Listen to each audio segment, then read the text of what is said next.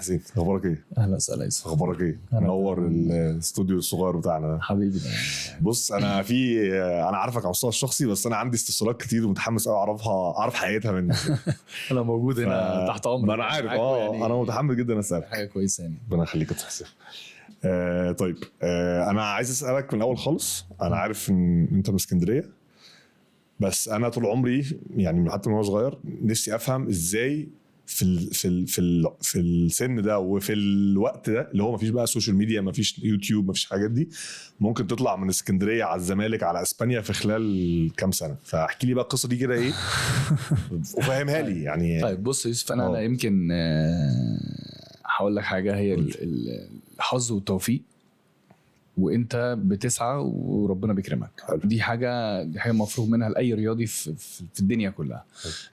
ما بتعتمدش على حاجه قد ما بتعتمد على قوتك وبذل مجهودك وكلام كده. يمكن انا من مواليد اسكندريه، اهلي كلهم اسكندرانيه. كنت بلعب في نادي صغير جدا اسمه نادي النحاس. النادي ده يعني تعداد اللعيبه فيه لا يقل مثلا عن 350 400 لاعب كرة يد، من المدرسة للبراعم للناشئين اللي هم الميني هاندبول وانت متصاعد يعني وانت بتعلى. حكايتي مع كرة اليد ان انا يمكن بدأت في كرة اليد وانا عندي 5 سنين. كنت رايح مع حد من جيراني قال لي تعالى معايا النادي. فالنادي ماشي اوكي، واحنا طبعا انت عارف احنا منطقه شعبيه، فما ينفعش بقى تلعب بقى كوره في الشارع وتتخانق وبتاع. صح. كان الاهالي كان زمان شويه اصعب شويه. فوالدي ما كانش بيسمح بالكلام ده. كنت الواحد بيزوغ منه. كان عندك اخوات؟ انا عندي محمد وعندي رباب. عندي اكبر؟ لا اصغر، الاثنين اصغر والاثنين. انت كنت كبير يعني؟ انا كنت كبير. فكان بالنسبه لي الموضوع ان انت تخرج وتتنطط كانت مشكله يعني، فاهم؟ جوري ده مامته واخداه موديه نادي النحاس اللي هو النادي بتاع اولاد المنطقه. كانوا بيعملوا فيه حاجه حلوه قوي. 3 شهور الصيف بياخدوا اللعيبه الصغننه او الاطفال الصغيرين وبيحط لك 3 العاب، فولي وهوكي. كان فولي وهوكي وهاندبول. ماشي خلاص. فرحت طبعا انا ولا دافع فلوس ولا دافع مصاريف ولا اي حاجه، ودخلت النادي قعدت في اتفرج على بقى عارف عاملين مجموعات يا يوسف. كان يعني لما بفتكر الكلام ده بيبقى مبسوط قوي. كانوا عاملين مجموعات، مثلا مجموعه مثلا 100 لاعب ولاعيبه لابسين اصفر، مجموعه تانية 100 شخص لابسين اخضر. فانت المجموعه دي الشهر مثلا بتاخد 3 شهور، شهر بتتعلم فيه هاندبول، شهر بتتعلم فيه هوكي، شهر بتتعلم فيه فولي. فرحت طبعا انا الوحيد اللي لابس مختلف وقاعد بره مع الاهالي. فالله يمسيه بالخير ويديله الصحه يعني كابتن ابراهيم علوه دخل الملعب لقى طفل صغير قاعد على السور بيتفرج على العيال الصغيرين. فقال لي انت ما غيرتش ليه ونزلت؟ فقلت له لا انا مش مشترك. تعالى خد اللبس ده والشوز دي. كان يوميها الباتا اللي هو عارف. خلاص قال لي خد اللبس ده وانزل اتمرن معاهم. فقلت له انا ما دفعتش يعني، ابويا ما دفعليش الفلوس مش هينفع طبعا. دي حاجه حرج. قال لي لا خدهم وخلاص وانزل العب اللعبه دي، فاهم؟ كان الوقت ده بتاع الهاندبول مع صاحبي ده كان بيلعب، كان الشهر ده بتاع الهاندبول. فاشتركت، دخلت الملعب لعبت معاهم وبتاع. انت عارف بقى زي الاطفال بتجري ورا الكوره وبتاع ولسه بتتعلم اساسيات كره اليد وبتاع وكده. فرحت بالليل لابس لبس النادي وشوز وبتاع. فعندي الولد ربنا يديله الصحه قال لي ايه ده؟ فقلت له حاج ده كره يد. الراجل المدرب اداهم لي، قال لي مين المدرب تعالى معايا. فخدني ونزل على النادي عشان يعرف انا سارقهم في نفس اليوم كله. في نفس اليوم انا واخدهم ولا سارقهم ولا ايه بالظبط؟ جبتهم منين الحاجات دي؟ مين دول؟ فدخلنا النادي فقلت له الشخص ده هو اللي اداني. فتعرف عليه قال له انا مدرب كره يد واحنا عاملين المدرسه دي عشان الاطفال يلعبوا وبتاع. قال له احنا ما دفعناش اشتراك. فقال له لا خليه يلعب، احنا دخلناه في فرقه كره اليد. اوكي. فقال له طب حضرتك ايه اللي طالبه منه؟ فقال له شهاده الميلاد وصوره بس ونسجله لعيب كره يد. قعدت بدات من هنا كره اليد بقى حياه النادي الفرقه يوسف. بقيت العب كره يد مع الفرقه بتاعتي. احنا عندنا في المناطق الشعبيه الصغيره بالذات في اسكندريه في 3 انديه معروفين جدا ان هم بيعملوا لعيبه كويسه جدا. نادي النحاس ونادي الظهريه ونادي بكوس. 3 انديه دول. اسلام حسن صح. في اسلام حسن وفي محمد حسن برامه لعب في الاهلي، كان مواليد كان دفعتي ولعب في الاهلي. في ولد اسمه حازم احمد علاء واحمد علاء بتاع سموحه. احمد علاء. وفي حازم كان يعني دول الاكبر شنو كلامك على الجيل القديم شويه، مواليد 80. في حاتم كان بيلعب في سبورتنج كان مواليد 80. اسلام حسن جه بعد كده. حماصه يعني من الناس اللعيبه اللي في طفره في اسكندريه اللي فيها لعيبه تملي بتطلع لعيبه كويسه. فالانديه الصغيره دي بتفرز لعيبه بتطلعها الانديه الاكبر منها تصرف عليها وبتلعب من خلالها فريق اول يعني. بس كان ساعتها الاجواء كلها منتشره ان كره اليد لسه بقى احنا ما حدش يعرف حاجه اسمها كره يد يعني، فكنا بنلعب كل حاجه يوسف يعني. ده في الثمانينات الكلام ده يعني في اوائل الثمانينات. فتلاقينا مثلا ماشيين في الشارع لقينا محل مقفول، يلا نمسك كره اليد نلعب بيها على 7 متر فاهم. تلاقي اثنين ماشيين في الشارع عمالين يبصوا لبعض، مالكش الا هي يعني خلاص. كمان بالذات احنا النادي بتاعنا ده كان نادي صغير جدا، هو بس ملعب، هو على هيئه فيلا ملعب والاداره. فمن ساعتها بقى وانا ابتديت كره اليد واحده واحده بتخطى يعني. احنا كنا بنتمرن على طول يعني كنا احنا فرقه 78 بتاعت الجيل بتاعنا. احنا خدنا اول جمهوريه واول صيفيه والشتويه. بطوله الصيفيه والشتويه دي كنا بناخدها على طول. اول جمهوريه كسبنا الدوري المصري، كسبنا كاس مصر. فكنا فرقه عامله صيت جامد جدا. الفتره اللي انا جيت ابتديت اتنقل فيها نادي الزمالك كانت حصلت مشكله. احنا طبعا انت عارف احنا من صغرنا شويه شويه بالتهريج بقى وبتاع. فرحنا لعبنا ماتش في مدينه اسمها تل حوين. فدي قرب المحله وبتاع. لعبت هناك. فرحنا لعبنا هناك. الحكام طبعا اولاد المحله خسرونا، خناقه قامت توقفنا فيها كلنا. انت كان عندك كام سنه؟ كان عندي 13 سنه. ماشي خلاص. فتوقفنا فيها كلنا. توقفت انا سنه وفي لعيبه تانية اتشطبت، بس الدكتور حسن مصطفى جه رجعهم بعد كده. خلى السنه 6 شهور. كنتوا بتلعبوا تل حوين نفسهم؟ فكانت خناقه بقى وبتاع وكده وتوقفنا. فالمدرب جه قال لنا يا جماعه ما ينفعش تبطلوا. يا رب كانت المعتمديه. المعتمديه في المحل. فقال لك ما ينفعش تبطلوا، انتوا هتفضلوا تكملوا الرياضه، تفضلوا تلعبوا تتمرنوا وتلعبوا كانكم في الفرقه لحد ما ترجعوا تاني. فقلنا ماشي تمام خلاص احنا اتفقنا على كده، واحنا اصحاب بقى يعني، احنا متربيين مع بعض من صغرنا يعني. فجاء الوقت اللي هو ايه، احنا في ماتشات هتتلعب واحنا ما بنلعبش ماتشات، فما كانش ينفع. فجت اياميها كانت في بطوله لمنتخب 76 كان عاملها في اسكندريه. البطوله دي كان فيها منتخب السعوديه، منتخب البحرين، منتخب قطر، منتخب السعوديه والبحرين وقطر والامارات ومنتخب مصر 76. وعايزين فرقه تلعب معاهم كده تكمل ست فرق يعني عشان يعملوا مجموعتين وكده. فتشتركوا اشتركنا. فرقه صغيره اصغر من الجيل ده كله، قال لك هم يتعلموا علينا يعني.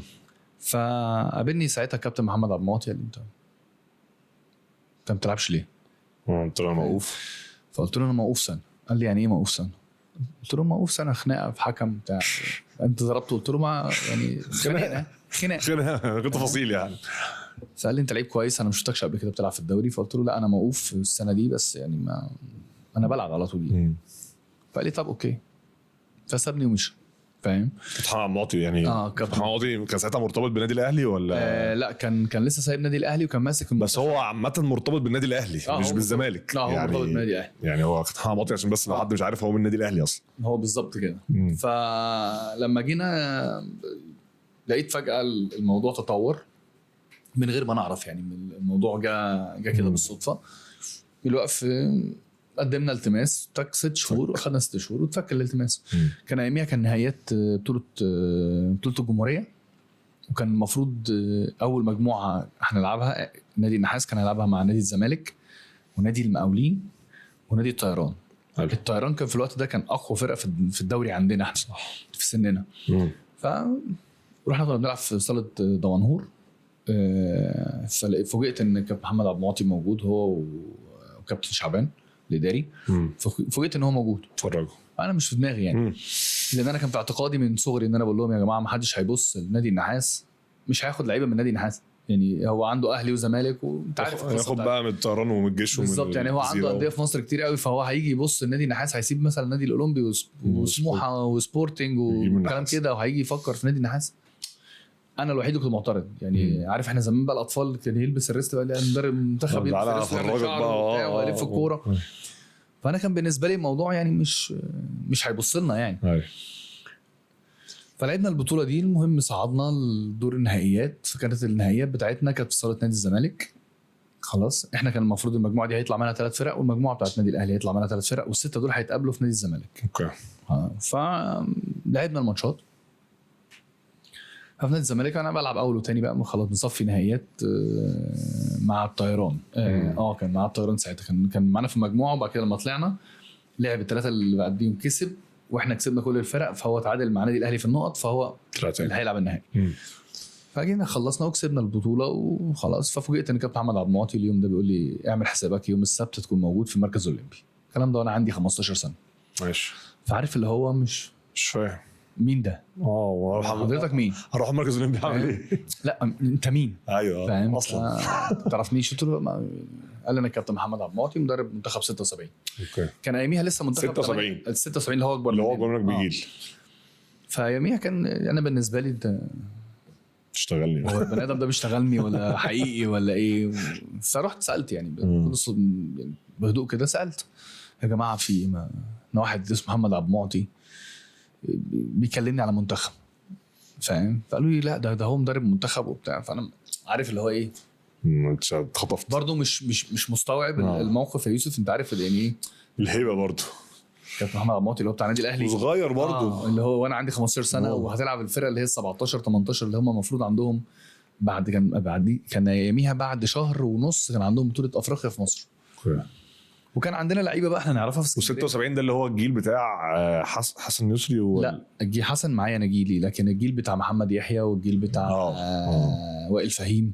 الجيل بتاع مين من الاهلي، احمد ايهاب في الاهلي، معتز درويش من بورسعيد، احمد نعيم، عمرو اوزي من اسكندريه.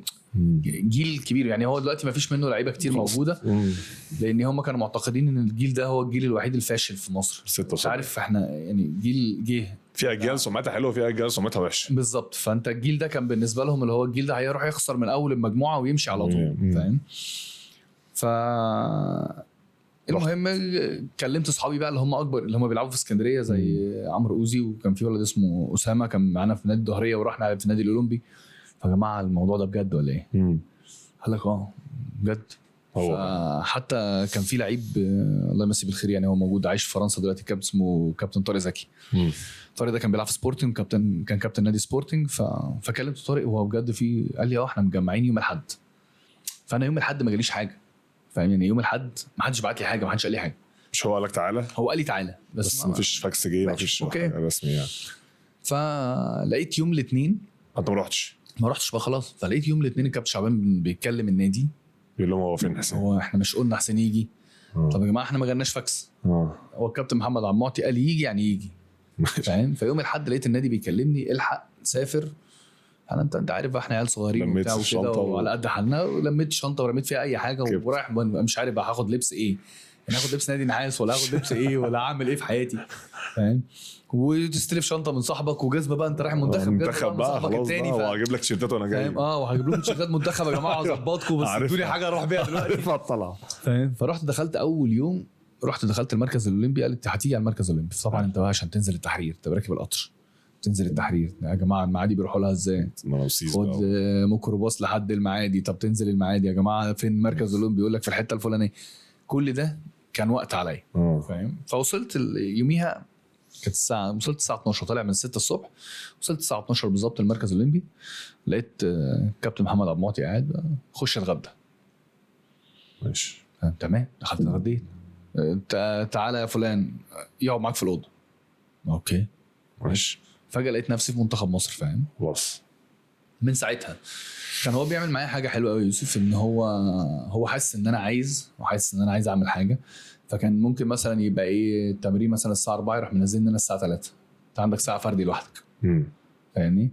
ليه؟ لان انا كنت اصغر منهم سنا وهايب الموقف، فهو بيحاول على قد ما يقدر ان هو ايه دخلك في الاجواء، يدخلك في الاجواء ويخليك تعيش لا انت لعيب، يحسسك ان انت لعيب، لا انت لازم تبقى انت مقتنع ان انت لعيب كويس. فساعتها بقى سافرت معاهم ولا لعبت بطولة افريقيا، لعبت بعد شهر ونص لعبني الباك الاساسي في 76 في 76. اللي هو ساعتها كانوا ناشئين؟ كانوا هم لا كانوا شباب، احنا ما كانش ما كانش فيه ناشئين، كانوا شباب. فساعتها لعبت بطولة افريقيا في مصر 76 ولعبت الباك الاساسي. كان في طبعا اسماء قبليه اللي هو كابتن كيكي وكابتن عمرو فتحي وكابتن اسامه وكابتن خالد من نادي الزمالك وما اعرفش مين، وكابتن خالد عبد الفتاح كان بيلعب في سنتر هاف في نادي الزمالك. اسماء كبيره يا يوسف، يعني اسماء انا بالنسبه لي اياميها ما كناش صدمه. عارف لما تلعب دلوقتي ايه مثلا على جيل مثلا اجيال مين، اجيال مثلا لما تلعب تيجي تخش منتخب في يحيى الدرع مثلا واحمد الاحمر خد ارقام اسامي برضه الوضع انا فين. بس فمن ساعتها دخلت منتخب مصر. قال لي انت الباك الاساسي. بس انا مستغرب قوي ان القصه دي هتنتهي في نادي الزمالك مش في الاهلي. هقول لك انا اللي حصل، انا هحكي لك اللي حصل كده بتفاصيل صغيره. الفتره دي خلاص كنت انا عامل شغل كويس جدا وابتديت اسمع. وانت لعبت افريقيا من نادي النحاس؟ انا لعبت منتخب اول في نادي النحاس. اوكي. يعني انا نزل لي قرار من الاتحاد المصري لكرة اليد، نزل قرار بس لمده شهرين واتلغى بعد كده، اللي هو ان مفيش لعيب في الدرجه الثالثه. ساعتها كانوا ثالثه كمان. يعني كنت ثالثه، ما كانش عندنا درجه اولى اساسا، يعني احنا اللي كنا بنلعب درجه اولى. اوكي. فنزل القرار ان احنا مفيش لعيب في منتخب مصر يلعب من الدرجه الثالثه، ولو هو موهوب والمنتخبات محتاجاه الاتحاد هو المتحكم ان يوديه انه نادي. اوكي خلاص. فالمهم فانا ما وصلنا لمرحله المنتخب، دخلت المنتخب وبتاع العب ولعبت بطوله افريقيا. نادي النحاس انت بتلعب انت نادي من الدرجه الثالثه، اللي هو مش فاهم يعني. اديك مثلا حاجه صغيره، انا اول مره العب بطوله افريقيا دي، عندي الولد والوالده ما كانوش يعرفوا حاجه عن كره اليد. يعني هم عمرهم ما شافوك بيلعبوا اصلا، عمرهم ما شافوني بلعب فاهم. ففجاه يعني ابويا قاعد مع اصحابه على قهوه، دخل واحد صاحبه، حاج علي ابنك بيلعب في التلفزيون، انت بتلعب طاوله وابنك بيلعب في التلفزيون. فقال له ابني طيب وريني يا عم. والله انا عارف ان هو في القاهره عنده معسكر، بس ما اعرفش ان هو بيلعب في الدرجه دي فاهم.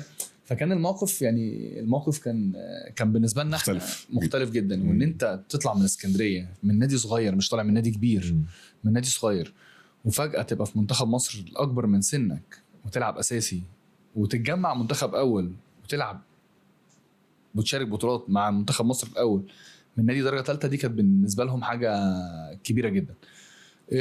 جت لحظه ان انا خلاص بقى لازم اسيب نادي النحاس. انا عندي 15 خلاص، اخر ال 15 او ال 16 لازم اسيب نادي النحاس. ده نزل القرار ده الدكتور حسن مصطفى عمله، وان انا لازم اروح نادي يجي يشتري. فساعتها اهلي كلهم قالوا لا سبورتنج وبتاع وكده. سبورتنج سبورتنج الاقرب، وهو اللي شويه هيقدر يعني يدعمك. فرحت فعلا قعدت مع الدكتور خالد حموده. كان ساعتها هو كان هو مدرب. كان جيل اللي كان جيل قبليه كان مروان وعبد السلام وطارق زكي والناس دي كلها، ومختار. كان جيل كويس قوي. فقال لك خلاص اوكي، ما تمام. اخذ الباسبور بتاعي وعلى اساس ان هم كانوا مسافرين بطوله عربيه هروح معاهم. فجاه ابتدت النادي الزمالك والنيغوشيشن مع نادي الزمالك ونادي الاهلي يحصل، فاهم.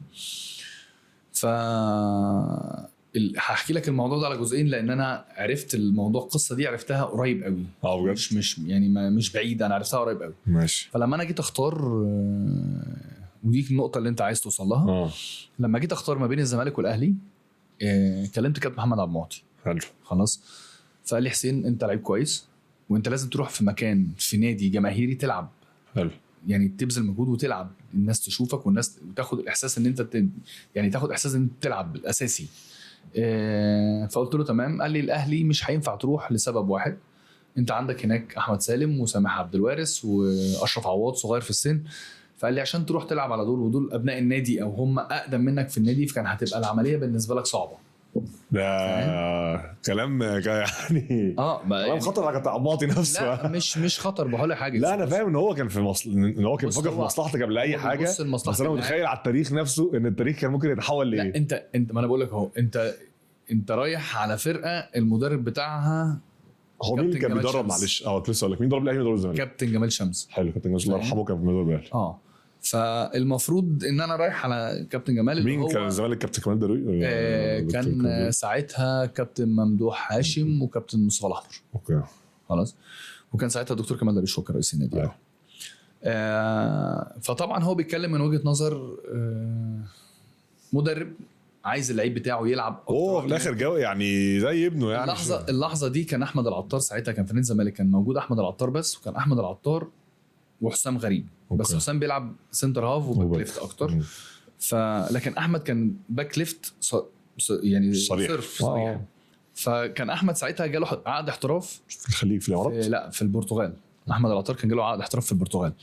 فكان بالنسبه لي انا المكان الفاضي اللي هروح اشارك فيه اكتر وقت ممكن هو الزمالك. اوكي خلاص. فانا ناديين جم بيتكلموا، بس كان الزمالك اكتر جديه. خلاص. جم النادي الزمالك، فقال لك خلاص النادي النحاس قال لك طب احنا عندنا جون كويس برضو، كان في منتخب مصر 78 اللي هو اتكون بعد كده، كان اسمه محمد حسن. خلاص يجي. فنادي الاتحاد قال لك لا، محمد حسن بتاع الاولمبي. لا محمد حسن لا ولا واحد تاني خالص. فده لعب في الاهلي شويه، ولعب في سبورتنج، وبعد كده لعب في سموحه وبطل. فجه الدكتور حسن مصطفى قال لك لا، الصفقتين ما ينفعوش يروحوا الزمالك. واحده هنا في نفس المقياس برضو، ان هنا في حماده الروبي صغير في السن. خلاص. وكان طالع كذا حد من الصغيرين، الشباب الصغيرين في نادي الزمالك كانوا كويسين، والروبي كان 74، فما كانش في فرق بينه وبينه كبير، فهيقعد يلعب لحد فتره طويله. فهو عايز يعمل كوادر. خلاص. فقال لك لا، محمد يروح الاهلي، لان الاهلي كان ساعتها خالد العوضي بس، واحمد ومحمد واسمه ده احمد ايهاب. فقال لك لا، يروح نادي الاهلي عشان يلعب وخلاص الزمالك ياخد حسين. وبدات بقى رحلتي. ودفعوا فلوس. دفعوا ساعتها 10,000 جنيه وشنطه كور. رقم يعني. كان اياميها كان رقم ان انت حتى كمان انت تجيب شنطه كور لنادي النحاس طبعا بالنسبه لهم يعني بالنسبه لهم حاجه كبيره، تاريخ يعني. فكان النيغوشيشن بالنسبه لنا كان في الحته دي ان هو ايه، لا انا عايز اروح الزمالك، انا عايز اروح في مكان العب. حلو. يعني اظهر فيه. ماشي. وتملي ان انت بتبص بتبتدي تخطط بقى ان انت الناس، انت دخلت منتخب مصر الاول، انت مش عايز تقعد في مصر. انا نفسي اعمل زي اللعيبه الكبار، احترف واطلع بس هو كان ساعتها يعني الموديل ده ما كانش موجود يعني. بص كان صعب. مين احترف في حسين قبلك؟ معلش بص على حاجه، هو المشكله ان الحمد لله ربنا كرم الواحد ان هو بدايه الاحتراف، ان يفهم اللعيبه الصغيرين ايه معنى الاحتراف. ما هو ده قصدي، ان انا ما شفتوش، فانا مش عارف انت شفته فين. عشان يعني لما دلوقتي اللعيبه بيحترفوا بيقولوا انا شفت حسين زكي عمله، وشفت فخراني عمله، وشفت دلوقتي الدرع ويحيى عمر بيعملوا، بس انت شفتش حد. ما هي المشكله في كده، ان انت خلي بالك يوسف. بص الوقت ده كان منتخب مصر الاول كانت فرقه قويه جدا. اوكي. كانت فرقه ليها اسم جامد جدا، بس ما كانش فيه لعيب عنده قلب ان هو يطلع. اغلب اللعيبه كانت بتعمل ايه يعني، في اسماء كتير جالها عقود كتير جدا. فاهم؟ يمكن ناس اتجرأت قليل جدا. ناس سافرت سنه ورجعت وسنه ورجعت. انا عارف اشرف عوض سافر، هي اللقطه كانت يعني سافر. اشرف سافر سنه PSG صح؟ لا راح مونبليه. اشرف راح مونبليه، لعب سنه او سنتين وراح راجع. محمد النقيب سافر سنه مونبليه ورجع. سامح عبد الوارث سافر PSG واتصاب هناك رجع. خلاص. احمد العطار سافر البرتغال، قعد فتره ورجع. الوحيد اللي كان مستمر في احترافه شويه على لونج ران كان احمد بلال، كان كابتن احمد بلال. بجد ما كنتش عارف. كابتن احمد بلال راح النمسا، وبعد كده راح اسبانيا فتره، يعني لعب موسم في اسبانيا، وبعد كده قعد 3 مواسم في النمسا ورجع. اوكي. فكان بالنسبه لي احنا كان في اسكندريه ما نعرفش الا احمد بلال، يعني احنا احمد بلال طبعا هو الاب الروحي بتاع اسكندريه. الاب الروحي بتاع اسكندريه، وهو بالنسبه لنا يعني كان في اسماء في اسكندريه كبار جدا. احمد بلال، كابتن اسر قصبي، كابتن شريف المرسي، عادل سمير، في اسماء طلعت قدامنا، كابتن خالد حسن، فاهم؟ احمد العوضي اللي هو عايش في امريكا دلوقتي. اسماء كبيره جدا قدامنا، فاهم؟ فانت بالنسبه لك بتاخد الايدل بتاعك. فكان بالنسبه لي احمد بلال يعني رمز للاحتراف. هو قعد أوكي. 2-3 بره، فانا عايز اكسر الحته دي. فرحت الزمالك. رحت الزمالك ان انا كنت اصغر لعيب يتعمل له عقد في نادي الزمالك او في كرة اليد عامه، وكان المبلغ ساعتها كان يعني ضخم. مقارنه بالمبالغ دلوقتي بتبقى بالنسبه لك، يعني انت لما الواحد يجي يبص اللاعب انت بتتكلم في رقم بس بالنسبه لوقتها كان رقم خالص. برضو. انا يعني انا كان عقدي اول عقد، انا العقد الوحيد اللي انا عملته مع نادي الزمالك كان 5 سنين. الخمس سنين ب50,000 جنيه كل سنه 50,000 جنيه. لا 5 سنين 5 سنين ب 50,000 جنيه. متخيل؟ يعني انت بتاخد في السنه 10,000 جنيه، بتخصم منك ضرايب، بتاخدهم 8,800 جنيه متوزعين لك على الشهور. وانا يوم ما ربنا كرمني، فالدكتور جمال درويش عمل معايا الواجب، يعني اخدت احسن لاعب في العالم ناشئين وهداف كاس عالم شباب. ما ينفعش. قال لك لا احنا هنجيب لك شقه ايجار لوحدك، يعني ما تقعدش مع اللعيبه بقى، احنا هنجيب لك شقه ايجار لوحدك يعني. بس الفلوس ايه؟ بس الفلوس هي فاهم. حتى مع يعني يوميها دلوقتي انت لما بتروح كاس عالم بتاخد مكافاه من النادي بتاعك. يعني انت لما تروح تعمل حاجه في كاس عالم النادي بيطلع لك مبلغ، لكن احنا اياميها ما كانش في حاجه اسمها كده خالص. كان بالنسبه لي ان انا تلعب كره يد. ماشي. يعني احنا بالنسبه انت قعدت قد ايه يا حسين في الزمالك؟ قعدت 5 سنين بالظبط. على 5 97 مشيت 2002. من 20 سنه ل 24 25 سنه صح؟ لا انا قعدت من 17 ل 21 اخر اوائل 22 سنه. اوكي فاهم. بس فساعتها بالنسبه لي كانت يعني انا اتفرجت على فيديوهات من الفتره دي الصراحه. اكتر حاجه يعني انا اتفرجت على ماتش كامل على بعض. ماتش اهلي والزمالك كان فاينل كاس كده، كان في استاد صلاح، وكان انت كنت حسام غريب و مش فاكر قوي الناس يعني، بس طبعا الوشوش كانت تعرفها كلها. وبعد ما خلصت الماتش اكتشفت ان انت عندك 20 سنه. يعني بعد ما اتفرجت على الماتش كله اكتشفت ان انت عندك 20 سنه. وبعدين عمالوا يقولوا يا جماعه هم بيدوا له الكوره ليه؟ طب هو سايبينه يلعب لوحده ليه؟ لو هو عنده 20 سنه فين الناس الكبيره؟ طيب هي الفكره في ان الوقت ده كان في نادي الزمالك كان في اسماء كبيره جدا، وفي نادي الاهلي صح. يعني انت كان في جوهر الاهلي كان في جوهر. بص كان في جوهر والعوضي احمد سالم واشرف عواد وحازم عواد وصابر حسين، كابتن عاشور كان وينج رايت اسطوري، ممدوح سليمان ومحسن سليمان الاثنين اخوات دوائر جامدين جدا. واحد فيهم بيلعب سنتر هاف وواحد دايره. كان في مين تاني؟ كان عواد اشرف كمان كان معاهم. كان جيل جامد جدا. يعني يوسف كان جيل قوي.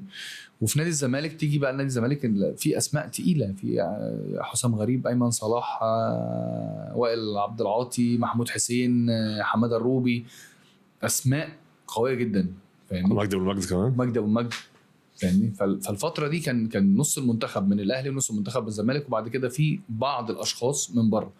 يعني يمكن المنتخب الوحيد اللي اخذ من جميع انحاء مصر فاهمني. يعني انت كان عندك مثلا لو تبص للتشكيله الاساسيه كانت بتاعت المنتخب، كان بلال ساعتها كان من بره القاهره، كان في ايمن الالفي واحمد بلال واحمد العوضي وعمرو جيوشي، حماده النقيب، مروان رجب. ما بقاش فيه خالص دلوقتي الكلام ده. ادي 6 لعيبه من 18 لعيب. الباقي كله من اسكندريه فاهمني. فانت كان دلوقتي ما بقاش فيه الكلام ده، لان انت عندك النادي الزمالك او النادي الاهلي سيطروا بقوه، بقت قوه شرائيه جباره صعبه. فساعتها كانت بالنسبه لي انا يعني انا يمكن حصل انا سالت السؤال ده يوسف وانا في منتخب مصر وانا مدرب منتخب مصر الاول من احدى اللاعبين بدون ذكر اسماء يعني عشان هو بيتكسف من الموضوع ده. فقال لي يا كابتن حسين هو الماتش ده كان سنه كام؟ كان 98.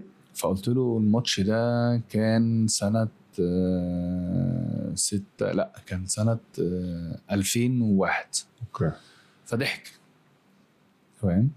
فبقول له بس انت كنت جامد قوي. ايوه الصراحه يعني انا شفت الماتش كنت لعيب جامد قوي، يعني انت كنت لعيب بجد.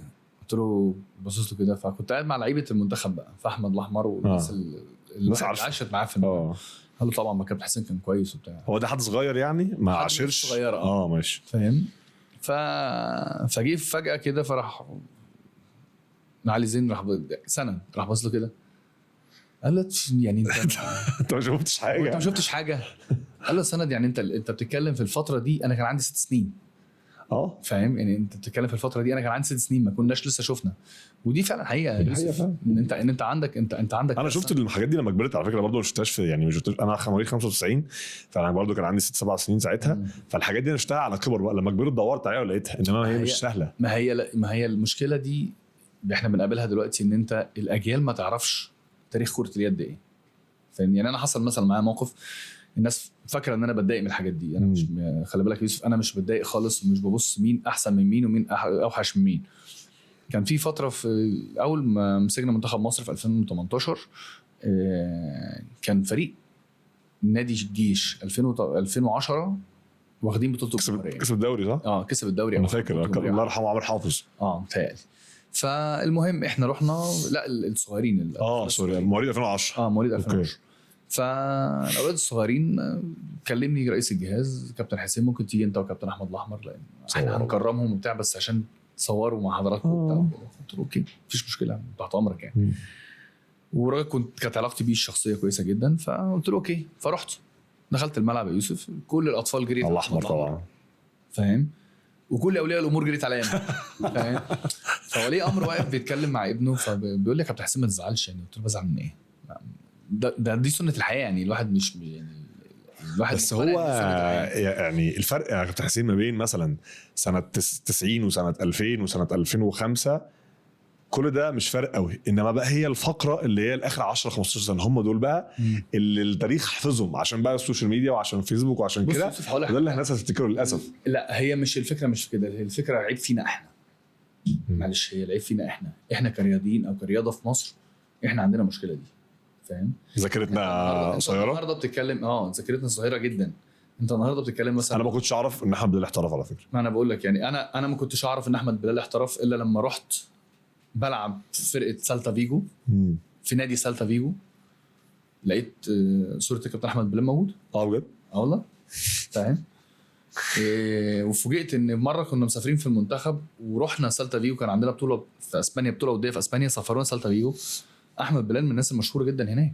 انا يعني لو تقول احمد بلال بس مشهور هناك وانا في اسبانيا بس بتاع انا كان عندنا ماتش في مكان ما ولعبت وبعد ما جبت جون وانا خارج بتاع سمعتهم كنت ساعتها بلقط شويه اسباني يعني قال له جاب جون زي زكي.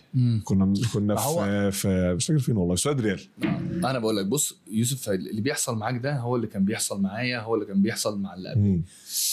احنا عندنا مشكله في مصر ان احنا الهاندبول بتاعنا كان ايام ما قناه تانية كانت بتقفل الساعه 12 وتسمع السلام الجمهوري وتسمع النشيد الوطني والسلام عليكم وخلاص ومفيش حد مفيش تلفزيون. لكن احنا كان عندنا مشكله ان انت كان عندك ارشيف كبير جدا في الاتحاد وكان عندك فيديوهات كتير جدا مش للجيل بتاعنا كمان للجيل اللي قبليه فاهم. يعني حرام علينا ان احنا ننسى جيل 93 اللي هم اخذوا اول فرقه في مصر اخذ بطوله عالم صح فاهم للشباب. حرام علينا ننسى اول فرقه اخذت بطوله افريقيا في مصر اللي هي السلمه اللي طلعتك اللي فتحت لك الباب فاهم. في اجيال كويسه جدا واجيال لما تيجي تسال الناس الصغيره فاهم ما يعرفوهاش. لكن احنا على ايامنا كنا متابعين لحد قبل الجيل بتاع يعني الدكتور حسن مصطفى كان معاه مين في فرقته كنا عارفين مين كان معاه فرقته فاهم. لكن لما تيجي ده الفرق اللي بيننا وبين بره فاهم. يعني ده الفرق اللي بيننا وبين اوروبا لحد الان لحد وقتنا هذا انت عندك الناس عارفه مين كان بيلعب في برشلونه في سنه 73. ايه اكتر نادي يعني انت متعلق بيه في اسبانيا؟ اكتر نادي متعلق بيه في اسبانيا انا كان الريال. لعبت في 4 انديه صح؟ انا لا لعبت في 2 بس. 2 بس؟ بس انا في حياتي كلها لعبت في كام نادي. انا لعبت في نادي الزمالك في الاحتراف مثلا في نادي الزمالك وبعد كده طلعت سوداد ريال وريال سراغوسا ورجعت من ريال سراغوسا رحت العين سنه خلاص وبعد كده لعبت اهلي دبي خلاص. ادي 5 انديه فاهمني. بس 5 انديه انت بتقعد بس مش كان في اسمه ايه اراجون؟ ما هو الكايبا لمان اراجون ده اللي هو ريال سراغوسا اوكي فاهمني. رحت لعبت شهر في السد القطري بتاع كاس العالم. اخذنا بطوله عالم السوبر جلوب دي كاس عالم انديه. لكن غالبا الاحتراف انا قعدت في 5 انديه بس. يعني دي حاجه كانت بالنسبه لي انا حاجه كويسه جدا لان انت عندك استمراريه في النادي. يعني انا مش من اللعيبه اللي كانت بتحب ان انا سنه العبها في النادي ده وسنه اجري اروح العبها في نادي تاني. ما كانتش حلوه يعني، فاهم؟ ما بتعملش للعيب اسم. طب رحت قريب اسبانيا؟ اسبانيا لسه كنت هناك من سنه مثلا. طب يعني الاجواء بالنسبه لك انت عامله ازاي هناك؟ زعلان عليها قوي، لان اسبانيا دلوقتي من بعد الكرايسيس، من بعد 2008 حصل مشكله جامده جدا، وحصل دروب جامد جدا في الشركات الراعيه. خلاص، في الشركات الراعيه. لكن انت مثلا لو بتتكلم قبل كده، الدوري الاسباني كان دوري قوي جدا، هو والالماني. يعني انت الفرنساوي والمجري دول كانوا بيجوا بعد ثالث ورابع او خامس كمان. لكن الدوري الاسباني كنت تملي بوصفه ان هو دوري فيه المهاره اعلى من القوه. اوكي. يعني الدوري الاسباني كان بيعلمك ان انت يعني ايه تبقى عندك دمج ما بين 5-6 مدارس، وفي الاخر تدمجهم في فرقه واحده، غير المانيا. يعني المانيا كان بياخد مثلا ايه، تلاقي بتوع منتخب الدنمارك كلهم 9 لعيبه متجمعين في فرقه واحده، منتخب السويد 9 لعيبه متجمعين في فرقه واحده. لكن اسبانيا لا، اسبانيا كان بيجيب لعيب من مصر، ولعيب من فرنسا، ولعيب من المانيا، ولعيب من سويسرا، ولعيب من ايسلندا. طب انا عندي سؤال مخوفني انا شخصيا. احنا بقى لنا 6 سنين او اكتر شويه في طفره في الهاندبول في مصر هنا، من ساعه يمكن 6 سنين تقريبا، صح؟ انا خايف تخلص، يعني خايف يكون جيل جامد وبعدين ما نبقاش عارفين بقى نفولو ثرو زي ما بيقولوا، اللي هو نتابع بقى، نبني على اللي احنا بنيناه ده ونكمل. انا عندي تخوفات من الاجيال اللي بعد كده، يعني انا لحد 2000 انا تمام، بس انا مش خايف تكون طفره ومش هتكمل. ايه رايك؟ عارف نفس التخوف برضه انا خايف منه. بس انا عندي امل ان الناس تبص لكرة اليد بطريقه تانية خالص. مين الناس؟ يعني كاتحاد وكوزاره وكتلفزيون فانت شايف ان المشكله في الدعم ولا المشكله في النظام؟ المشكله في الدعم والتخطيط. اوكي. التخطيط، انت عايز ايه؟ يعني انت عايز توصل لايه يا يوسف؟ يعني هقول لك حاجه مثلا، انت دلوقتي احنا النهارده بنتكلم عن المدرسه الاسبانيه. المدرسه الاسبانيه دي اتعملت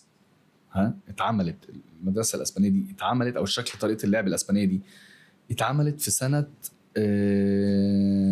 كانت كام؟ 2003 2004 بدات، 2003 2004 اخذوا ثمارها في 2013 2014 2015 ابتدوا تسمع. خلاص، النهارده عندك في المدرسه الاسبانيه دي لا يقل مثلا في بطوله اوروبا عن 8 مدربين بيلعبوا فاينل اوروبا. كل مدربين اغلب المدربين دور الثمانيه السنه اللي فاتت كان في 6 اسبان انا فاكر. يعني دور الثمانيه كان في 6 اسبان، الدور اللي قبليه السنه اللي قبليها كان في من دور الثمانيه كان في 8 مدربين اسبان. فاهمني؟ احنا عندنا مشكله ان احنا ما بنستفادش من خبرات الراجل اللي بيجي. اوكي. فانت شايف ان احنا ما عرفناش نستغل باروندو وديفيد؟ احنا بيعملنا لعيبه، بس انا لما كنت مدرب منتخب مصر، لما تيجي تقول لي لعيب، انت لما بتيجي تعلم لعيب يوسف على طريقه معينه هو اصلا ما خدهاش، ويجي في النادي يتعلم بطريقه تانية خالص، فاهم؟ دي بالنسبه له هو كارثه. طب انت تفتكر انه اللي احنا يعني ان احنا في ال6 سنين دول كان ممكن نستفيد اكتر بكتير بالمدربين بتوع المنتخب اللي كانوا موجودين ما استفدناش؟ طبعا وممكن تستفيد من دراسات، وممكن تعمل دراسات تجيب مدربين كبار من بره. خلاص، مدربين كبار من بره تدي هنا تعلمك الهاندبول الحديث. احنا عندنا مشكله يوسف ان احنا ما بنطورش. احنا عندنا مشكله ان انا وصلت للليفل ده، انا وصلت ان انا مدرب فريق اول، انا ما عنديش طموح اعمل ايه بعد كده. خلاص، ما انا هدور على ايه؟ ما بسعاش لدراسات، ما بطلعش بره، ما عندناش الامكانيه ان احنا نجيب اللي بره هنا في مصر. فانت عندك انت بقالك فتره من 6 سنين مثلا، انت عندك احسن مدربين في العالم، مدربين جامدين جدا. ليفل ايه؟ اقول لك، انا لما رحت مثلا الدراسات اللي انا باخدها الماستر كوتش في اسبانيا، بتتكلم في من يعني بالظبط 25 مدرب دكتور في التربيه الرياضيه، وفي نفس الوقت مدربين حاصلين على اقل واحد فيهم واخد 2 بطوله اوروبا تشامبيونز ليج. فاهم؟ ده غير ان احسن دكتور هو اللي بيديك الحته الطبيه، احسن معد بدني اللي هو معد منتخب اسبانيا هو اللي بيشرح لك الحاجات دي كلها. احنا ليه ما نعملش كده؟ احنا ليه لسه قاعدين على السيستم القديم؟ احنا ليه ما يبقاش عندنا دوري محترفين؟ ليه ما يبقاش عندنا انديه خاصه؟ فاهمني؟ ليه احنا ما نبداش ندعم مدربينا؟ احنا نعمل زي ما احنا بنعمل مدرسه للعيبه، احنا نعمل مدرسه للتدريب. فاهمني؟ هي دي اللي هتفيدك بعد كده، هي دي اللي هتخليك في الدوري مثلا المحترفين لما يبقى في 5 6 فرق 7 فرق ماشيين زي نظام المنتخب وفي 2 3 مختلفين ليهم فكر تاني اوكي، لكن انت لعيب المنتخب ده ايه اللي يعني هقول لك حاجه، السنه اللي فاتت ايه اللي فرق الاهلي عن الزمالك؟ مدرب جاي بيلعبهم بنفس السيستم المنتخب صح. ابتدوا يتدربوا. المدرب بتاع الزمالك جاي من مدرسه ثانيه مختلفه. انا واحد من الناس لما مسكت نادي الزمالك وخدت معاهم الدوري كانت اصعب سنه على نادي الزمالك كله. صح. خلاص سنه ما فيهاش فلوس، سنه فيها 5 ادارات. صح. لجان تاني حاجه السنه فيها كاس عالم واولمبياد كورونا. خلاص اللي بعد كورونا على طول سنه كان فيها كاس عالم واولمبياد. فانت بتتخيل كل الضغط ده. بس انا جيت عملت حاجه بسيطه جدا فاهم، مع كم البطولات بتاعه المنتخب وسفر المنتخب والحاجات دي بنيت عليه. جيت انا اخدت التمرين اللي هم بيتمرنوا في المنتخب حطيته في نادي الزمالك، وابتدى هم لما بيروحوا المنتخب بمرن نفس اللعيبه اللي موجوده بنفس الطريقه اللي هم بيتمرنوا بيها في المنتخب. لدرجه ان انا رحت قعدت مع ديفيد وبعد كده قعدت مع باروندو وقعدنا نتكلم وبتاع، وانتوا بتعملوا ايه؟ احنا بنعمل كذا ونعمل. طب انا همشي النادي عندي كذا عشان اللعيبه لما تيجي من المنتخب ما تحسش بفرق. طب المدربين ما بتطلبش حاجه كده؟ مدربين المنتخب انت اللي كنت مع ديفيد وكنت مع باروندو دلوقتي مع باستور. احنا كمدربين بنبص فوق. احنا عملنا الموضوع بس حاسس ان في جيل دلوقتي من حسين من جيلك وكده من المدربين بيحاولوا فعلا يعني انا حاسس ان في جيل زي ما انت بتقول كده في مدربين بدأوا بيتفرجوا ويتعلموا ويدوروا هي في مدربين ابتدت خلاص، بس الايجو بتاع المدربين القديمه دي مشكله. لكن انت عندك المدرب الصغير دلوقتي عايز يسعى للجديد وعايز يتطور وعايز يتعلم فاهم. في الدراسات اللي انت بتتكلم عنها دي كنت بشوف يعني مثلا مدرب عنده 40 45 سنه بيتكلم، في مدرب عنده 60 سنه قاعد بيكتب وراه. طبعا انت هناك اقول حاجه انت في الماستر كوتش دي اللي هي اخر ليفل اللي هو الماستر كوتش. ماستر كوتش اوروبا اخر حاجه خالص. انت بيقعدك هي بتبقى نظام ورشه عمل. بتروح تقعد مثلا شهر ورشه عمل، والنهارده مثلا نخلي حسين يكلمنا على 5-1 اللي بتتلعب في مصر، او 6-0 حسين يعمل لنا محاضره عن الفاست بريك في مصر، او ازاي بتتمرنوا في مصر، او ازاي يا يوسف انا في محاضره ما انساهاش في حياتي خلاص. المدرب منتخب اسبانيا اول محاضره اروح احضرها، اول محاضره او اول دراسه اخشها في اسبانيا، مدرب منتخب اسبانيا ريفيرا ساعتها ولا جوردي ريفيرا. انا قاعد في مدرجات، يعني انا هحكي لك الواقعه دي لاني هوريك الناس دي بتفكر ازاي. خلاص انا قاعد في الجامعه خلاص، قاعد في المدرجات وهو قاعد على الستيج بتاعه هيبتدي يتكلم. دخل يوسف من غير ما يتكلم خالص راح حاطط فيديو، قال يا جماعه انا هشغل فيديو لمده 10 دقائق مش عايز حد يتكلم، عايز الناس كلها سايلنت تابعوا الفيديو ده. فانا واحد من الناس ايه الفيديو فاهم. هو كان بيدينا ماده انت هتستغرب لما اقولها لك، يعني هو كان بيدينا ايه علاقه المدرب باللاعب في الدقيقه تايم اوت، هيعمل ايه الماده كلها على تايم اوت، هتعمل ايه في الدقيقه تايم اوت دي، هتقسمها ازاي انت كمدرب، هتقسمها ازاي اوكي فاهم. فجينا قاعدين فحط الفيديو يوسف وقاعدين بنتكلم، ابتدينا نتكلم وبتاع وكده، فابتدى يعمل الفيديو عن فيلم فرنساوي عن قصه واحده ارهابيه. انا اللي بكلمك ده حرفيا حصل قدامي. واحده انت بتتفرج على فيلم خلاص، هو قاطع جزء من الفيلم. اوكي واحده بتصلي خلصت صلاه، غسلوها، نامت، غسلوها، كفنوها، حطوها في كفن ودفنوها خلاص. بعد 10 دقايق راحوا مطلعينها خلاص، لبسوها حزام ناسف خلاص، ورايحه تفجر حاجه في فرنسا، حاجه زي مثلا قصر او حاجه يعني. زي مركز شرطه او حاجه زي كده. فانا طبعا الموضوع ضايقني جدا، يعني واحده بتقرا قران والكلام كده، فانا الموضوع شدني وتعصبت جدا. اللي هو في ايه؟ فابتديت انا اطلع الكاميرا بتاعتي وابتديت اصور الفيديو. يعني اول ما خلص المحاضره قلت له ممكن اسال سؤال بقى، ايه علاقه الهاندبول اللي حضرتك بتتكلمه في ان انت تحط حاجه زي كده؟ الاسلام ما بيقولش كده والكلام ده انت غلط والكلام. وانا الحميه بقى الحميه بقى الغل بقى، انت راجل انت بيطلع بيسوي صوره الاسلام فانا بالنسبه لي كان الموضوع مثير جدا، وابتديت انفعل عليه جامد قوي. فقال لي طب ممكن اطلب منك طلب؟ قلت له اتفضل. قال لي احنا المحاضره ساعتين، بعد الساعتين لو انت ما فهمتش اللي انا عايز اقوله تعال اقعد معايا بره نتكلم اللي انت عايزه، واللي انت عايزه انا ممكن انزل لك اعتذار رسمي على الجريده، على الصفحه الاسبانيه بتاعت الاتحاد، واللي انت عايزه انا هعمله لك. اوكي. وابتدى يتكلم في المحاضره يوسف، من كتر حلاوه المحاضره انا ابتديت اتشد. فالمحاضره كان كل كلامها ان هو بيقول لك شوف الشخصيه دي اللي هي بتعمله غلط، فاهم؟ وفي الدين الاسلامي حرام اوكي. وغلط، بس سأل سؤال واحد ووجهه لي انا، قال لي انا عايز اسالك سؤال، مين الشخص اللي اثر على البني ادم ده خلاه يعمل اصعب حاجه في الحياه، ان هو رايح للموت ومبسوط ومتفائل وان هو عنده امل ان في حاجه جديده هتحصل معاه، اقنعه، هو مش عارف ان هو رايح اقنعه لنهاية بكده. حياته. مين الشخص اللي اقنعه بالكلام ده؟ فانا سكت قلت له مين؟ مش عارف. هو بيبقى عندهم حد قائد بيعمل لهم برين ووش وبيعمل لهم الكلام ده. قال لي بالظبط، انت لو مدرب وصلت ان انت عملت لعيبتك البرين ووش، فاهم، ان هو يصدق ان هو هيبقى بطل عالم، هتلاقي لعيبتك ابطال عالم. لما اخدت الكلمتين دول يا يوسف رحنا طبقناهم، وقعد مع الكابتن مجدي ابو المجد، والكابتن مجدي ابو المجد ليه فضل كبير جدا ان اداني مساحه في منتخب 2000 ان انا اتكلم معاهم واطور وبرمج الحاجات اللي كانت بتحصل معايا بره. لما ابتدينا نعمل لهم جاست الثلاث دقائق اللي هم بعد التمرين يناموا فيهم ويسترخوا، فكر ان انت وطول ما انت ماشي في وسطهم هم نايمين وانت ماشي في وسطهم، انت هتكسبوا، انت ابطال عالم. الفيديوهات التحفيزيه اللي احنا كنا بنحطها قبل الماتشات والحاجات دي، فانت بالنسبه لك اللعيبه كانت بتنزل انا حاسس ان انا بطل عالم، فاهم؟ فدي حاجات انا شفتها بره. انت تعالى اتكلم مع حد هنا مفيش.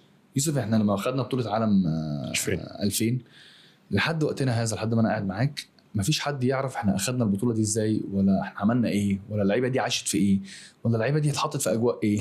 الخبره دي ما اتنقلتش، مفيش خبره اتنقلت، مفيش الحاجات الاهداف الصغيره اللي ممكن مدرب تاني يجي يستغلها، فاهمني، يستغلها ويعرف ايه مداها. مفيش حد اهتم بيها. انت عندك الصحافه بتيجي هو اول اسبوع السوكسي اللي بعد البطوله تطلع في برنامج ده وشكرا برافو مع السلامه باي باي وخلاص، فاهم؟ لكن لو بتتكلم عن الناس بتفهم رياضه، العلم بقى، عن الناس بتتعامل مع رياضه. انت النهارده منتخب الاتحاد الفرنساوي عامل صاله فيها اوتيل كبير جدا، وصاله عباره عن صالتين فوق بعض، واجواء اول ما بتخش اللعيب الصغير اللي هو مواليد 2004 النهارده بيعرف جاكسون ريتشاردسون اللي مواليد 66. عارف مين جاكسون ريتشاردسون؟ خلاص. وبياخدوا اللعيبه الكبيره بتاعتهم بيضخموها. انت النهارده لو دخلت الاتحاد الفرنساوي في الاوتيل بتاعهم، كل اوضه على اسم لعيب، وكل ما بتفتح باب للاوضه دي بتلاقي التيشيرت بتاعه والريست بتاعه وجزمته اللي لعب بيها كاس العالم ده، وكل الميداليات اللي هو بيلعب بيها، وكل صوره على الحيطان. انت بتعيش الطفل ده ان هو انا عندي تاريخ، عندي ناس عملت كده. دي ثقافه النقل للمكسب، والناس متعوده على كده بالظبط. لكن انت ما عندكش الحته دي، انت في مصر ما عندكش الحته دي. طب انا هسألك سؤال، احنا دلوقتي كرة الهاندبول في مصر طفرة ولا بداية؟ هي طفرة واحنا بنحاول نخليها بداية. يعني احنا كمدربين صغيرين بقى بنحاول نخليها بداية. فاهم؟ بداية ان انت تعلم اللعيب نفسه ان هو يوسف، انت عندك معظم اللعيبة المحترفين موظفين، فانت بتبتدي محترفين. قصدك المحترفين في الدوري المصري؟ الدوري المصري، الدوري محترفين. خلاص موظفين. فانت بتعلم اللعيب ان انت لا، انت خلي بالك زي ما انت دي وظيفتك دي وظيفتي، فانت لازم تيجي هنا وتأدي ودي تهتم بيها. لاني انا هقول لك حاجه عن تجربه، انا اللي فيه كله ده من كرة اليد، فاهم؟ انا والدي على قد حاله واسرتي على قد حالها، فانا اللي فيه ده كله من كرة اليد الحمد لله. فشفت يعني ايه ان انت تقدر تكسب من كرة اليد دي تبقى وظيفه. يعني ان كرة اليد دي انت تاخدها على انها وظيفه، على انها شغلانه، فاهم؟ بالذات والانديه دلوقتي في مصر ابتدت تعلي البادجت بتاع السنه، وابتدت تضخ كميات فلوس. انا بكلمك في 2000 في سنه 97 97 لما رحت الزمالك اخر 96 او 97 كان المبلغ المالي اللي انا باخده في الخمس سنين 50,000 جنيه. انت النهارده ال 500,000 ولا 300,000 ولا 400,000 في السنه اللعيب بيقول لك عليها لا، مش موافق، فاهم؟ فانت تعالى مين شركه هتديك 400 او 500,000 في سنه، او صح. انت بتاخد مثلا 50,000 وانت عندك 21 22 23 سنه بالظبط. يعني انت مين اللي عنده 21 سنه النهارده عنده وظيفه في 20 سنه مثلا بياخد في الشهر 20,000 جنيه. صح. انت هتاخدهم في كره اليد في ساعتين صح. تتمرنهم ولا 4 ساعات انت بتتمرنهم. ليه لو انت ما طورتش من نفسك؟ ان احنا النهارده قدامنا رموز جامده جدا وحاجات كويسه ولاعيبه كويسه جدا بتخليك تبص ان انت ليه ما اطلعش بره واحترف، ليه ما بصش ان انا ودلوقتي الصراحه عندنا هاشم، عندنا سند، عندنا يحيى الدرع، عندنا يحيى خالد، سيف. عندنا سيف، عندنا محمد علي، فاهم؟ عندنا كريم كان بره. ليه انت دلوقتي تقدر تروح تلعب فرقه تلاقي واحد فيها زميلك مصري؟ انا زمان ما كنتش بلاقي حد. صح. يعني انا زمان كنت لما كانوا يبتدوا يسخنوا يا يوسف كان كل واحد من بلد بيروح للغه بتاعته يتكلم، كانوا بيلاقوني كانوا بيقعدوا يضحكوا عليا ان انا بقعد اجري لوحدي فاهم. وكان الدوري بتاعي ما كانش فيه الا لعيب واحد عربي اللي هو وليد بن عمر برشلونه، فاهم؟ فكان لا كان في سانتاندير، هو راح برشلونه 6 شهور بس. بجد ما لعبش كتير. عرب فاهمني.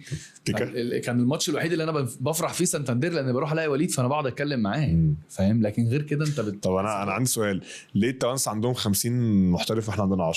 التوانسه عندهم 50 محترف مع ان احنا اجمل بكتير. صح، فقط لا غير. عشان لغه بس ولا عشان بيجيبوا بعض؟ لا تفتكر انت اول ما كلمتك في اسبانيا وانت اول ما رحت قلت لك اهم حاجه ايه اللغه بجد؟ صح. لما انت كلمتني لما انا سافرت بالظبط قلت لي اتعلم وانا اتعلم، فاهم؟ اهم حاجه يا يوسف انت بص، ادام انت رايح بلد لازم تعيش حياتها ولازم تتكلم اللغه بتاعتها، لازم تتاقلم. خلاص لازم تتاقلم. احنا في الهاندبول احنا بنفهم في التكتيك، في التكتيك احنا بنفهم، لكن لما بتخش الاوضه بقى الاوضه انت هتبتدي تتعامل مع لعيبه هم كلهم بيتكلموا مش هيغيروا لغتهم عشان يكلموك انت انجليزي. لا، هو انت لازم انت اللي تعيش حياتهم، تتعلم الاسباني، فاهم؟ انا اول فتره كنت قالوا لي قدامك شهر، وده حصل معايا حرفيا.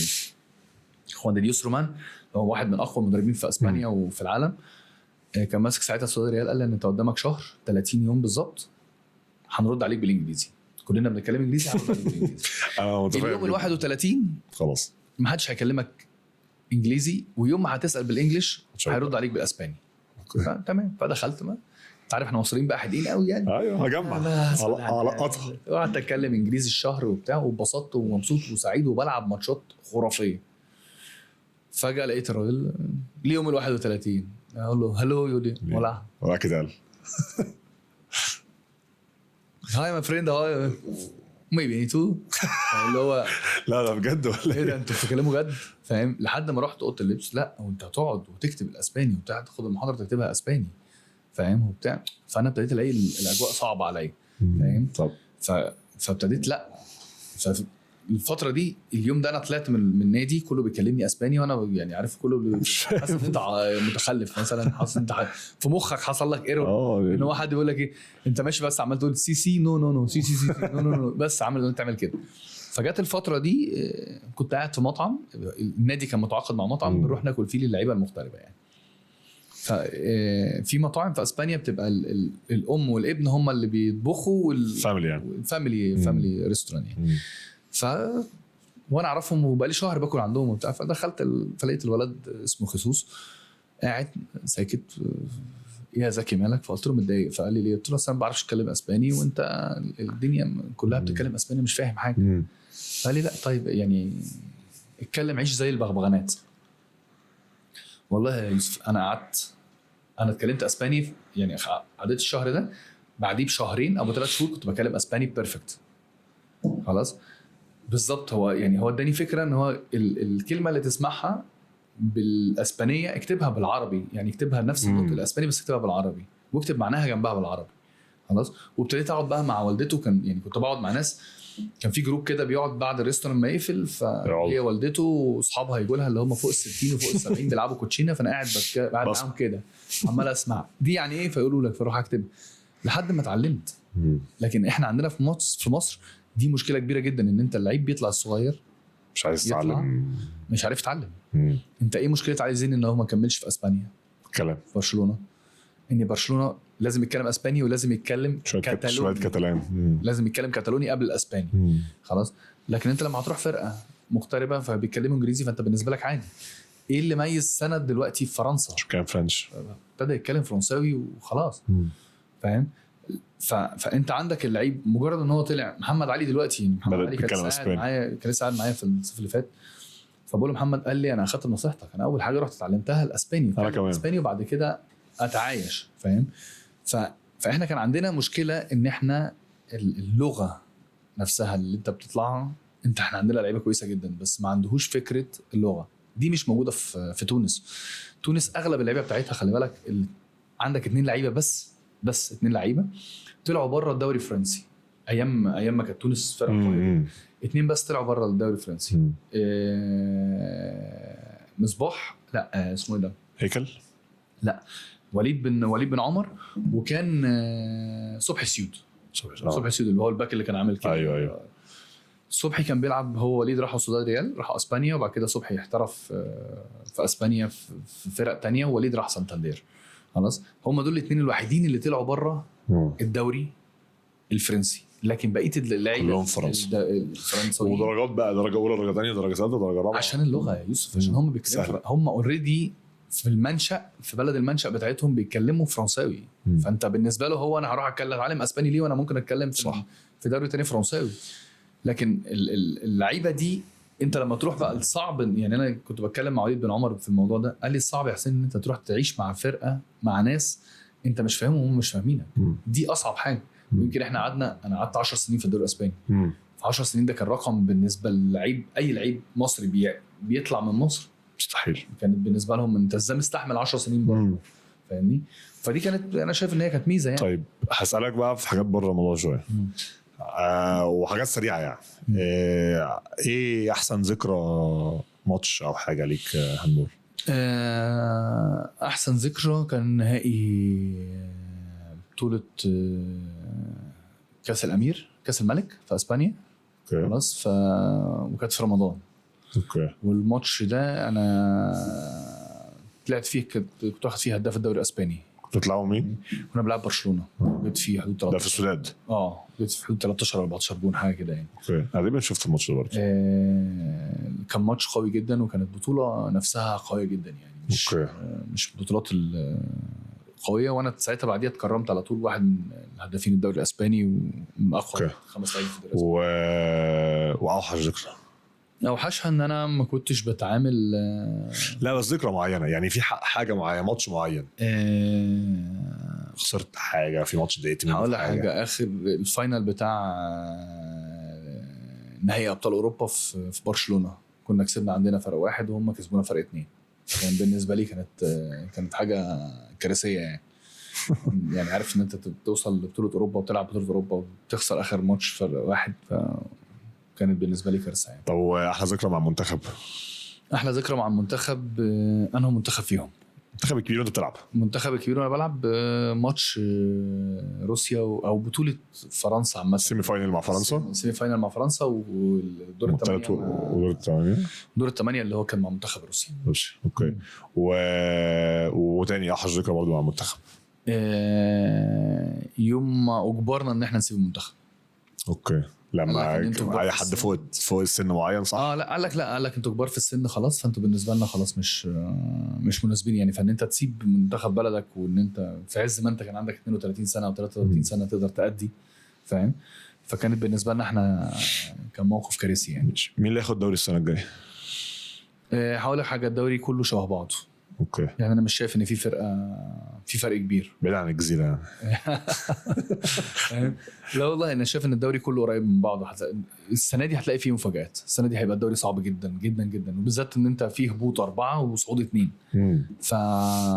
انت كل الفرق مستعده، وكل الفرق عامله فرق جايبه لعيبه كويسه. الاهلي والزمالك بعيد، بس مش زي الاول، مش بعيد قوي، مش زي السنين اللي فاتت. مش زي السنين اللي فاتت. انت الاهلي والزمالك دلوقتي قريبين منك قوي.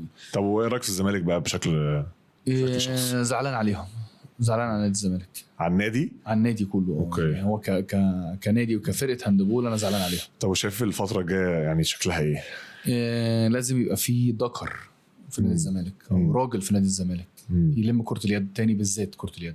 لان كره اليد يوسف غير كره القدم والباسكت والطايره. كره اليد عند جمهور الزمالك ليها رونق خاص.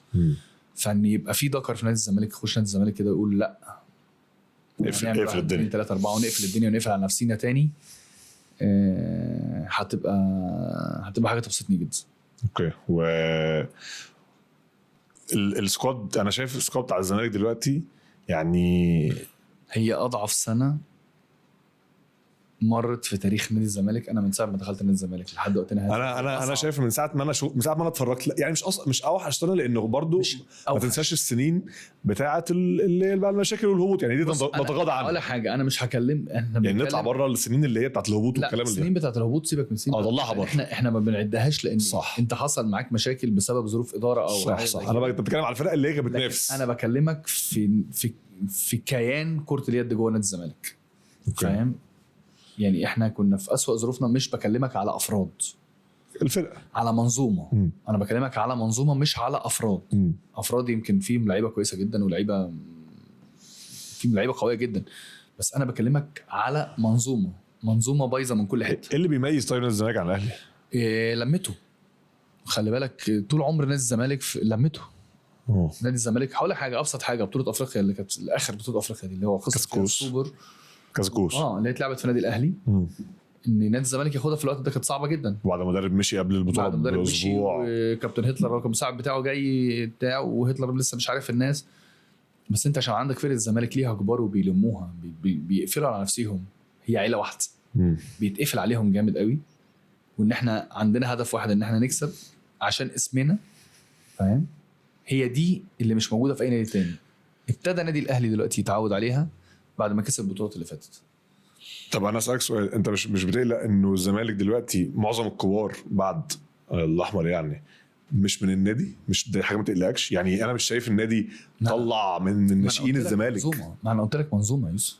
انا قلت لك منظومه. انا فاهم بس قصدي يعني الزمالك من ساعه ما اتفرجت طول ما انت بتلعب في نادي قوي زي نادي الزمالك وتبتدي تقول لي اصل الانتخابات بتاعت النادي والمحسوبيات وابن فلان وابن علان واولياء امور وتدخل بتتكلم عن الناشئين. انا بتكلم عن قصه الناشئين. صح. ما ده سؤالي انا بتكلم وتجيب المدرب اللي هو هيرضى ان فلان يقول له لاعب فلان وما تلعبش فلان. خلي ابن سياده ما اعرفش مين فلان يبقى هو الاساسي والولد الكويس يمشي. فاهم طول ما انت بتلاقي الكواليتي ده في نادي الزمالك هيفضل في مشاكل وهيفضل نادي الزمالك هو هيفضل كده طول ما هم سايبين اولياء الامور وطول ما هم سايبين اولاد النادي. انت عندك السنه دي في 2006 مشوا الفرقه كامله من ابناء النادي مشوها كامله وجابوا فرقه جديده من بره عشان هم عاملين دول مدربين ملاش اي اسم ومدربين ضعيفه ومدربين. طب يعني بعيدا عن الموقف الحالي فرقه الزمالك الفتره اللي جايه دي كلها محتاجه مدرب مصري ومدرب اجنبي؟ انا يعني انا هطلع بس برضه هطلعك بره الموضوع يعني بره الكلام خالص وهطلع كابتن احمد رمضان برضه ليه كل الاحترام. قصدي انا بتكلم فنعتبر ان انت مش موجود وكابتن احمد مش موجود. الفرقه دي محتاجه لوحدها خالص مدرب مصري ومدرب اجنبي. لازم مدرب مصري ويكون قريب من اللعيبه. اوكي فاهمني. انا ما بتكلمش على حسين زكي خالص. انا بقول لك طلعتك بره الحسبه وطلعت كابتن احمد رمضان برضه بره الحسبه خالص. واحمد رمضان اخ وعزيز وكل اللي موجودين في نادي الزمالك احترام لهم كلهم طبعا. مع احترامي لكلهم. بس ان حد يلم الفرقه كده يحتوي الناس دي ويعمل احلال وتجديد صح وعلى فتره خطر. فتره خطر جدا ويكون فاهم الكواليتي بتاع الناس وهو هيزرع ايه. ويخلي احمد قبل ما يبطل يبقى عارف زرع ايه جوه الفرقه دي ويعلمهم ايه. والناس احنا اجيال بنسلم اجيال. فاهم. فان هو لازم يكون واحد من الجيل القديم اللي عاش وعارف يعني ايه نادي الزمالك وهو بيكسب. طب انا عندي اخر حاجتين عشان ايه ما اطولش عليك اكتر من كده. هسالك في حاجه وبعد كده هختبرك في حاجه. تمام. هسالك في حاجه الاول. قول لي انت برضو طلع نفسك بره الحسبه تشكيل منتخب مصر المثالي من يوم ما انت شفت لحد النهارده. يعني لو هتحط الستة اللي هيلعبوا ومدرب وتشكيل مثالي برضو الناس اللي انت لعبت معاها. تشكيل مثالي لمنتخب مصر من يوم ما شفت انت من يوم ما شفت كرة اليد. 7 ولا 7 6 زي ما انت عايز 6 7 اللي انت عايزه. بس قصدي طلع نفسك بره الحسبه عشان انا براها. انت براها وريني. طيب انا شايف اني مثلا لو هتحط في حراسه المرمى كابتن ايمن صلاح. اوكي. وينج ليفت كابتن عمرو جويشي. اوكي. واحد من اني انا اسمع. انا ما شفتوش بس انا اسمع مميزاته من الناس اللي بتدافع وبتهاجم كويس جدا ما شاء الله عليه. دلوقتي لسه يقدر يدافع ويهاجم قويه جدا. في الباك ليفت انا بشوف ان معالي زين ممكن يكون من احسن اللعيبه اللي جت على تاريخ مصر، بعيد عننا خالص يعني، طلعنا انا من الحزب خالص. سنتر هاف في 2 مش هقدر اقول لك واحد فيهم، بس في 2 حسن. احمد ايه حسن ما هو حسن هيقول لك صح. حسن خلاص هو عارف، هو عارف حسن، عارف رايك فيه كويس. حسن عارف رايي طيب. فيه. ممكن نقول يحيى الدرع وحسن يسري وكابتن احمد بلال برضه. اوكي فاهم. باكات رايت. انا وجهة نظري ان كابتن سامح عوارس هو من واحد من اعظم اللعيبه اللي لعبت في المكان ده. اوكي. واحمد الاحمر أكيد. طبعا اسطوره من اساطير كره اليد. اكيد. مش عايز يعني اقول هو احسنهم او احسن واحد لعب في المكان ده، لاني انا قبل كده قلت ان دي اجيال بتسلم اجيال. الهاندبول مختلف قوي، الهاندبول مختلف يعني جامد قوي، صعب قوي تقارن. لكن هو من اكتر اللعيبه اللي عندهم مهارات في المكان ده هو وسامح عبارس. اوكي خلاص. وينجات رايت انا شايف ان لا واحد بقى اختار واحد هيبقى سند. انا بحب طريقه لعب سند. وانا كمان. على الدايره كابتن جوهر نبيل. كابتن جوهر. جوهر من اللعيبه. ومين المدرب؟ مين مدربين منتخب مصر؟ من مدربين منتخب مصر كلهم انا شايف ان زوران كان اقوى مدرب. اوكي. واحد اتمرن تحت ايده يعني. ماشي. حطوا لي بقى نفس التشكيله دي خلاص، دي ما فيهاش دي بقى فيها حساسيات، فانا سبتك تقول 2 و3 وبتاع. تشكيله الناس اللي انت لعبت معاها عامه برضه نفس الكلام كده اهوت، بالجون والمدرب، بس واحد بقى في كل واحد وعلى طول. واحد في كل مركز على طول. طيب احنا قلنا في حراس المرمى ايمن صلاح. لا بره بقى، اطلع بره. لعبت معاه عامه، لو انت عايز تحط ايمن صلاح بره وجوه انت حر. انا قصدي انت لعبت معاه بشكل عام. انت بتتكلم عامه، انت لعبت معاه في اي وقت، على اي وقت. اي حد انت زميلته. طيب عايز تحط ايمن صلاح تاني حطه، كابتن ايمن على راسي. من الوينج ليفت يونس كالمان. تمام. في الباك ليفت البرتو انتريز، لان الناس اللي انا بعشقها بصراحه. انا بحبه هو واخوه. يعني بس البرتو كان يعني راؤول فنياته ومهاراته احسن. أيوة. بس البرتو من الباكات ليفت اللي هي الباكات ليفت اللي انت تعتمد عليها يعني. سنتر هاف حسن يسري. مش هقول تلند شويف. هقول حسن يسري. خلاص ماشي. هنحط تلند بين قوسين. بين قوسين تلند شويف. ممكن هنزود واحد بس. ماشي مش مشكله. ماشي. في الباك رايت العفور ستيفنسون. العفور ده لا ده. الوينج رايت احمد الاحمر. ماشي. احمد لما كان بيلعب وينج كان طبعا كان برضو كان قوي جدا في اي حته ما شاء الله. كان مدرب زوران برضو فرود. فيديو فرود هيبقى اوريوس. عارف والله. واحد من اعظم لعيبه الدايره اللي انا لعبت معاها اللي انا بحبهم جدا يعني. في الجون هيبقى لافاروف. اوكي. لافاروف من اصعب الاجوان اللي انت تقدر تلعب معاها يعني او تلعب ضدها. طيب. هزود عليهم واحد جاكسون ريتشاردسون. لعبت معاه؟ لعبت ضده. اوكي. ولعبت معاه ماتشات اللي هي خياليه اللي هو منتخب العالم ستار تيمز. ايوه فاكرها انا دول. لكن انا من اللعيبه اللي بحبها جدا لاني كان لعيب ما بيعتمدش على قوته، هو بيعتمد على مخه اكتر يعني. طيب اخر حاجه خالص بقى. تمام. انا عندي هنا سنه 2004 الاولمبياد منتخب مصر سافر معاه 20 لعيب. تعرف تقولهم في دقيقه؟ منتخب مصر ايوه 20 لعيب اللي سافروا اولمبياد 2004 من منتخب مصر. احنا ما سافرناش 20 لعيب. لا في هنا 20 لعيب، في اثنين كانوا احتياطي خلاص. لا ما سافرناش 20 لعيب، احنا كنا 18. ماشي كنا 18 كم. طب ثانيه بس انا هحسب لك، بس ثانيه واحده. ثانيه واحده هحسب لك بس الوقت. تمام. لا انت بتجهز. عايز احسب بسرعه. ماشي دقيقه. يلا 1 2 هو رامي يوسف تمام وكريم السعيد وبلال عواد. ثانيه واحده بس. كريم السعيد متاكد؟ متهيألي لا مش كريم السعيد. في مين تاني؟ مفيش بلال عواد. بلال؟ لا ايه ده؟ شفت صعبه ازاي؟ طب كمل. طيب وفي الباك ليفت انا ايوه وحسين عواد. صح. في السنتر هاف حسن يسري. لا لحظه حسين في 2008 مش 2004. يبقى انا وريشه. انت وريشه. بس بس مش باك ليفت. في السنتر هاف كان حسن يسري خلاص. وكان حد تاني ولوكا لا مجلوب لا لوكا 2004 راجل. لا حسن يسري. انا في هنا مكتوب حد الفخراني. مكتوب هنا عبد الله، انا مش عارف مين عبد الله. عبد الله خليفه.